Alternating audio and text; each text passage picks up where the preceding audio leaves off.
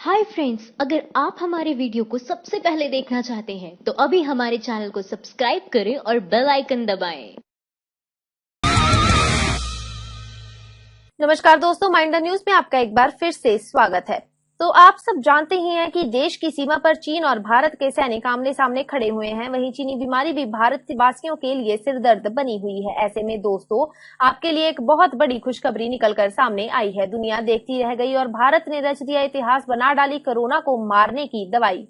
इस खबर को जानने के लिए वीडियो को जरूर देखते रहिए। इसके अलावा पीएम मोदी ने आज जन धन खाता धारकों को दिया तोहफा। देश में शुरू की नई योजना। अब जन धन खाता धारकों को बैंक से मिलेंगे 5,000। जानिए तरीका। इससे पहले चीन ने फिर दिखाई धौंस। कहा, भारत को चीन की जरूरत, दुश्मनी नहीं, हमसे दोस्ती करे इंडिया। इस खबर को जरूर देखिएगा दोस्तों। इसके अलावा आज पूरे देश में बेहद बड़ी और महत्वपूर्ण खबरें निकलकर सामने आ रही हैं। तो चलिए फटाफट ले चलते हैं आपको आज की सबसे पहली बड़ी खबर की तरफ।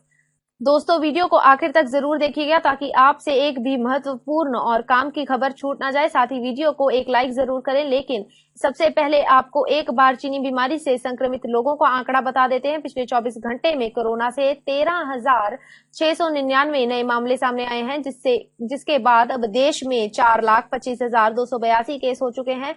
वहीं अब मरने वालों की संख्या 13,699 हो चुकी है, जो कि एक बेहद दुखद बात है। चलिए दोस्तों, बात करते हैं सबसे पहली बड़ी खबर। दुनिया देखती रह गई और भारत ने रच दिया इतिहास, बना डाली कोरोना वायरस की दवाई। दोस्तों, आपको यह जानकर बेहद खुशी होगी कि भारतीय बाजार में जल्द लॉन्च होगी कोरोना वायरस से लड़ने वाली मात्र 103 रुपए की यह गोली। चीनी बीमारी के उपचार हेतु पहली दवा भारतीय बाजार में जल्द ही आने वाली है।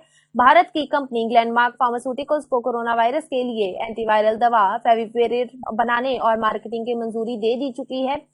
कंपनी ने फेबीफ्लू के नाम से यह मेडिसिन बनाई है। 34 टैबलेट्स की पूरी स्ट्रिप 3500 रुपए में मिलेगी, यानी एक टैबलेट लगभग 103 रुपए की पड़ेगी। फेबीफ्लू दवा को माइल्ड से मॉडरेट सिस्टम वाले मरीजों के उपचार में इस्तेमाल किया जाएगा। यह मेडिकल स्टोर्स पर प्रिस्क्रिप्शन पर मिलेगी। ग्लेनमार्क ने मामूली लक्षणों वाले 90 मरीजों और मध्यम लक्षणों वाले 60 मरीजों पर मेडिसिन का क्लिनिकल ट्रायल किया था। यह दवा मरीजों की कोशिकाओं में प्रवेश करती है और वायरल लोड को कम करने के लिए वायरस को अपनी कॉपी बनाने से रोकती है, यानी संक्रमण के प्रारंभिक चरण में शरीर में वायरस को फैलाने से रोकने के लिए यह दवा असरदार है। रिसर्च के अनुसार फेबीफ्लू का उपयोग इन्फेक्शन की शुरुआती चरण में किया जाना चाहिए। क्लिनिकल ट्रायल के परिणाम बताते हैं कि 30% मरीजों पर इस दवा का असर देखा जा चुका है। Drug control journal of India ने इस दवा को महामारी के चलते इमरजेंसी कैटेगरी में स्वीकृति दे दी है। दोस्तों, भारत के साइंटिस्ट के लिए इस वीडियो को लाइक जरूर करें। साथ ही दोस्तों, जानिए सरकार ने शुरू की यह नई योजना। अब जन धन खाता धारकों के बैंक में मिलेंगे 5,000। जानिए तरीका। दोस्तों, जन धन योजना एक बेहद शानदार सरकारी योजना है, जिसकी शुरुआत गरीबों को बैंकिंग सर्विस से जोड़ने के लिए की गई है। स्कीम के माध्यम से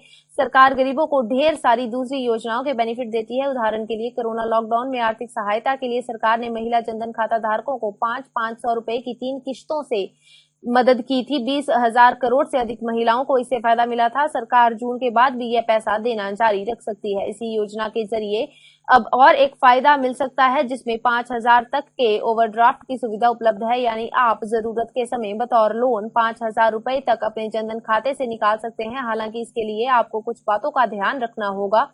इसके लिए बैंक खाते से आधार कार्ड का लिंक होना जरूरी है।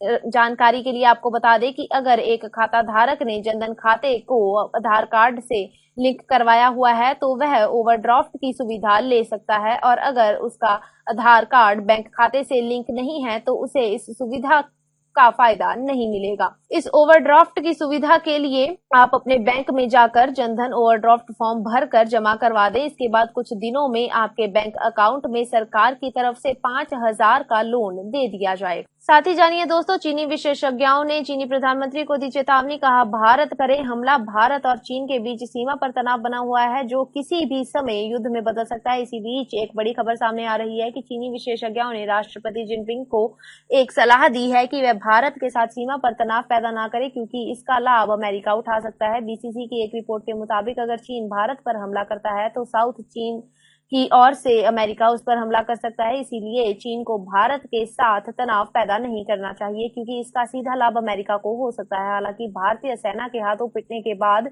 पूरी दुनिया में चीन की बेइज्जती होना शुरू हो गई है। वियतनाम में चीन का मजाक उड़ाया जा रहा है, जिसे देखते हुए लग रहा है कि चीन भारत के साथ तनाव कम करने के मूड में नहीं है, लेकिन चीनी विशेषज्ञों की सलाह के बाद चीन भारत के साथ युद्ध करने की भी हिम्मत नहीं कर सकता। अब चलते हैं अगली खबर की ओर, जानते हैं चीनी मीडिया की धौंस के बारे में। भारत को चीन की जरूरत, दुश्मनी नहीं, हमसे दोस्ती करे इंडिया। दोस्तों, लद्दाख बॉर्डर पर चीनी भारतीय सेना के बीच हुई झड़प के बाद से दोनों देशों के बीच का माहौल खराब होने लगा है। आपको बता दें कि भारत के साथ लद्दाख सीमा पर तनावपूर्ण स्थिति के बीच चीन की सरकारी अखबार ग्लोबल टाइम्स ने भारत को लेकर तंज कसाया। अखबार ने चीन को एक विशाल पड़ोसी बताया है, जिस पर भारत अपनी अर्थव्यवस्था को बढ़ाने के लिए निर्भर करता है। वहीं बता दें कि खुद सरकार का प्रोपेगेंडा चलाने वाली अखबार ने यह कहा है कि नई दिल्ली को दुश्मन बनाने की जगह दोस्त बनाने चाहिए और राष्ट्रवाद जगाने के लिए चीन के खिलाफ नफरत भरने के लिए भारत में और बाहर इस घटना का नेताओं को इस्तेमाल नहीं करना चाहिए। इसके साथ ही अखबार ने कहा है कि सिर्फ सीमाओं पर शांति के जरिए ही दोनों देश तेजी से उभरती अर्थव्यवस्था के बीच मजबूत व्यापार और आर्थिक संबंध स्थापित हो सकते हैं, जिससे दोनों देशों के लोगों को फायदा होगा।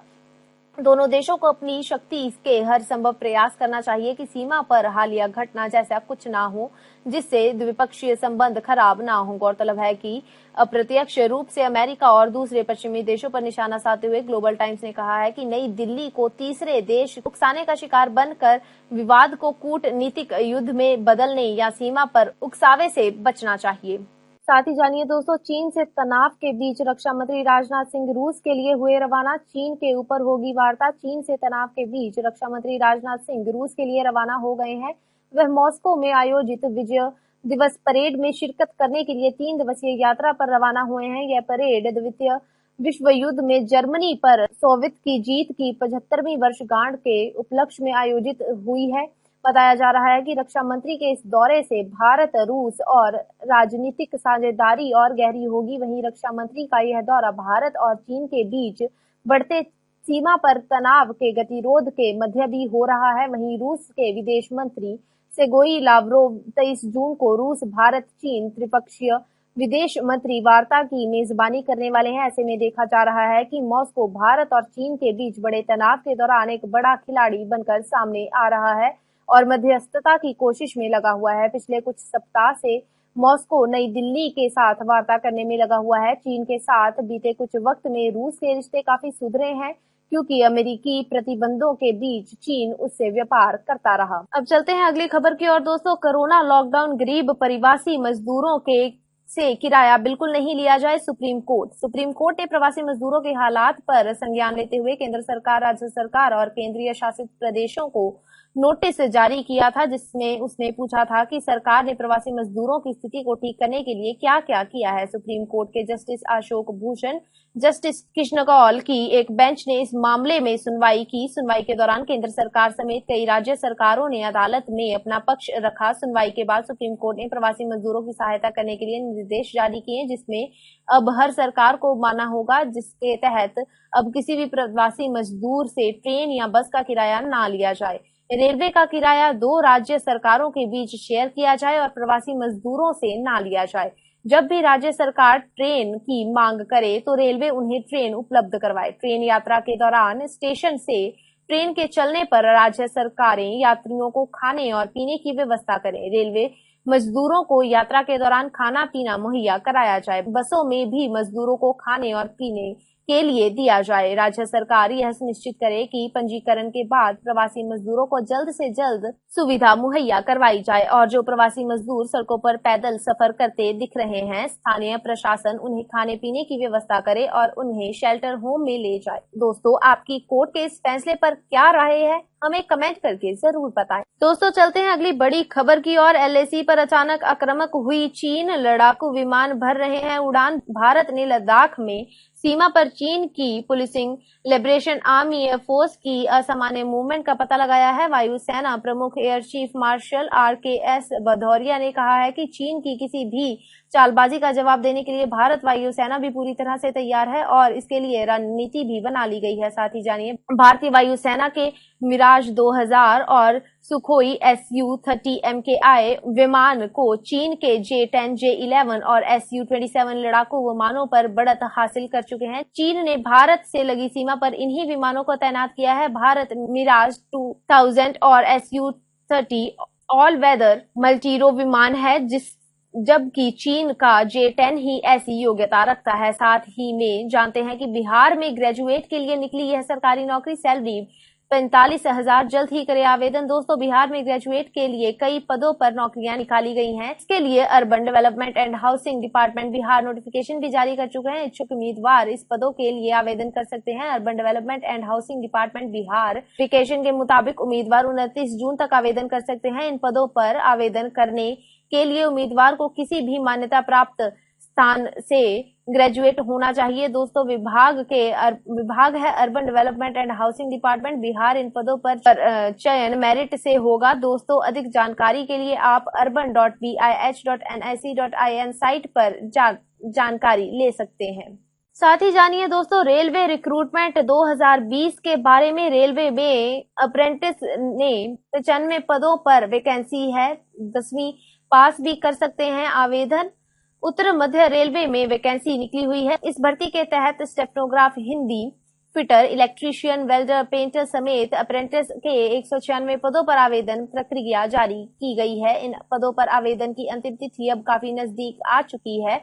ऐसे में अगर आप भी रेलवे में नौकरी करना चाहते हैं तो जल्द अप्लाई करें। आइए आपको बताते हैं कि उत्तर मध्य रेलवे में नौकरी से जुड़ी खास बातें। इन पदों पर आवेदन करने के लिए उम्मीदवार को न्यूनतम 50% अंकों के साथ 10वीं कक्षा या उसके समक्ष परीक्षा पास करनी जरूरी है। इसके साथ ही NCTV, SCTV द्वारा मान्यता प्राप्त किसी भी इंडस्ट्रियल ट्रेनिंग इंस्टीट्यूट से संबंधित ट्रेड में ITI होनी चाहिए। आयु सीमा की बात करें तो उम्मीदवार की अधिकतम उम्र 24 वर्ष होनी चाहिए। इन पदों पर आवेदन करने के लिए इच्छुक एवं योग्य उम्मीदवार उत्तर मध्य रेलवे अप्रेंटिस विभाग भर्ती 2020 के लिए आधिकारिक वेबसाइट यानी mponline.gov.in पर जाकर ऑनलाइन आवेदन कर सकते हैं। बता दें कि इन पदों पर आवेदन करने की अंतिम तिथि 15 जुलाई है। साथ ही जानिए दोस्तों, भारत चीन तनाव, मनमोहन सिंह ने प्रधानमंत्री को नसीहत दी, शब्दों को लेकर रहें सावधान। पूर्व प्रधानमंत्री मनमोहन सिंह ने भारत चीन सीमा पर तनाव के मामले पर प्रधानमंत्री नरेंद्र मोदी को सावधान रहने के लिए कहा है। भ्रामक प्रचार और झूठ के आडंबर से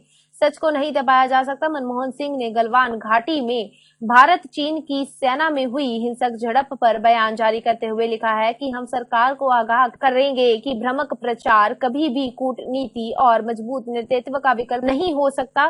पिछलगू सहयोगी द्वारा प्रचारित झूठ के आडंबर से सच्चाई को नहीं दबाया जा सकता। पूर्व प्रधानमंत्री ने कहा है, मौजूदा सरकार के लिए गए फैसले और उठाए गए कदम यह तय करेंगे कि भविष्य उनका आकलन कैसे करता है। मनमोहन सिंह ने प्रधानमंत्री मोदी को सलाह देते हुए प्रधानमंत्री को कहा है कि प्रधानमंत्री को अपने शब्दों पर ध्यान देना चाहिए। देश की सुरक्षा एवं सामरिक भूभाग्य हितों पर पड़ने वाले प्रभाव के प्रति सदैव बेहद सावधान रहना चाहिए। डॉक्टर सिंह ने अपने बयान में 15-16 जून को मारे जाने वाले 20 भारतीय जवानों को श्रद्धांजलि देते हुए कहा है कि इन सैनिकों के अंतिम सांस तक मातृभूमि की रक्षा की उनका यह बलिदान व्यर्थ नहीं जाना चाहिए। दोस्तों, अगर आप भी ऐसी ही न्यूज हर रोज अपने मोबाइल फोन पर देखना चाहते हैं तो सब्सक्राइब करें और बेल बटन जरूर दबाएं। माइंड द न्यूज रूम की रिपोर्ट।